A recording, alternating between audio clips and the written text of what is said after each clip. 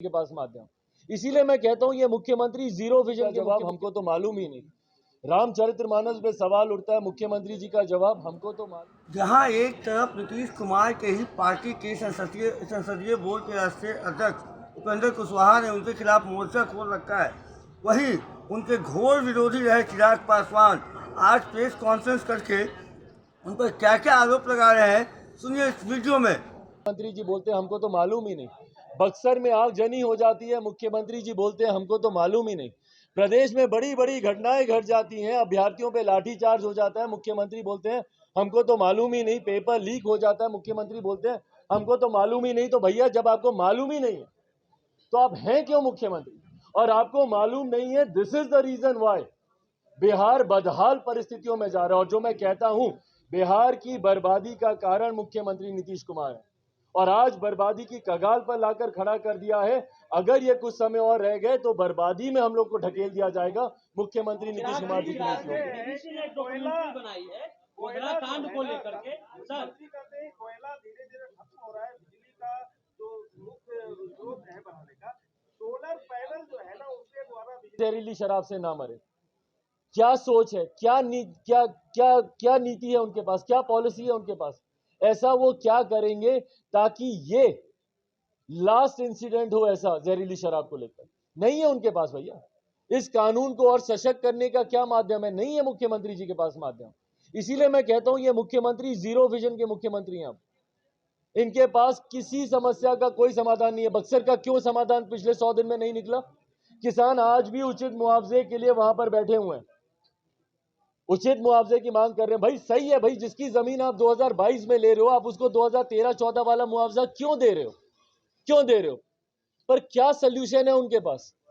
कोई सोल्यूशन नहीं है, क्योंकि उन्होंने कभी रिव्यू ही नहीं किया। जो वो वहां की जमीन के जो रेट्स होने चाहिए उसका रिवीजन ही नहीं हुआ अभी तक। तो किसी समस्या का समाधान मुख्यमंत्री नीतीश कुमार जी के पास आज की तारीख में है ही नहीं।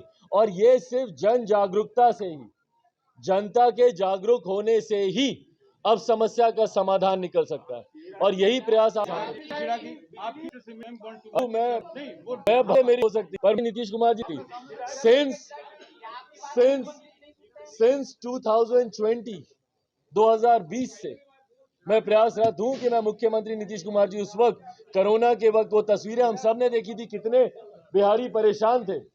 छात्र कोटा में जो बिहारी छात्र वो परेशान थे, को लेकर मैं मुख्यमंत्री जी से मिलना चाह रहा था। तो मैं तो भैया 2020 से मैं प्रयासरत हूं।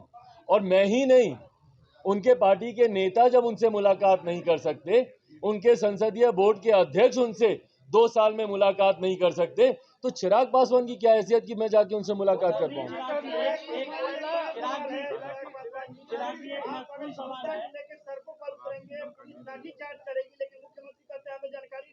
मुख्यमंत्री, मैं चाहूंगा कि ये विजुअल्स ना आप कट पेस्ट कीजिए।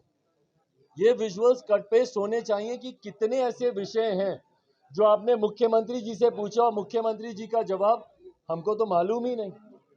उनके कृषि मंत्री उस वक्त के जवाब देते हैं कुछ, मुख्यमंत्री जी का जवाब हमको तो मालूम ही नहीं।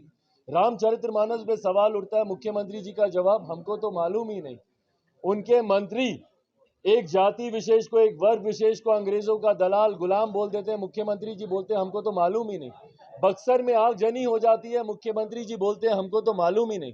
प्रदेश में बड़ी बड़ी घटनाएं घट जाती हैं, अभ्यर्थियों पे लाठीचार्ज। आप सुन रहे थे चिराग पासवान को कि वो नीतीश कुमार को मुख्यमंत्री लायक समझते ही नहीं है। वो उनको ये बता रहे हैं कि उनके पास कोई ज्ञान नहीं है।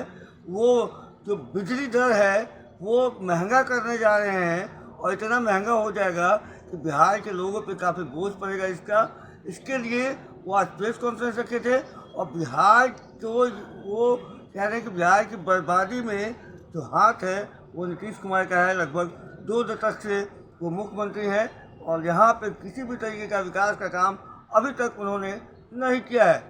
बहरहाल अब चिराग पासवान का जो ये आंदोलन है बिजली बिल को लेकर, वो कितना आगे तक जाएगा? क्या बिहार सरकार जो विचार कर रही है 40% तक बिजली दर को बढ़ाने में, क्या वो इस पर पुनः विचार करके इसको नहीं बढ़ाएगी? ये बात देखने लायक होगी। तब तक आप बने रहिएगा प्रेस जागरण के साथ। धन्यवाद।